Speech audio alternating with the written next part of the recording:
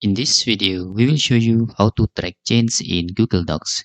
If you author of Google Documents and you share your Google Documents to people or to public, you can track the change. Okay. For example, in here, we won't just click share and we will try. And anyone with the link, we can just select editor or commenter. If we select editor, the people can directly edit. But if you select the commenter, the people will suggest. You can accept or reject after that. Just select editor, for example. Okay. Then we can just copy and click done.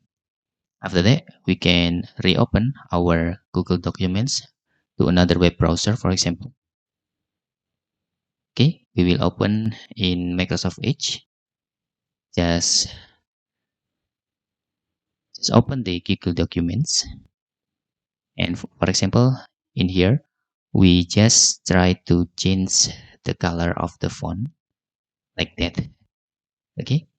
Then we as author, you can see it's directly changed. We can try to track the change by clicking files and select version history and see version history.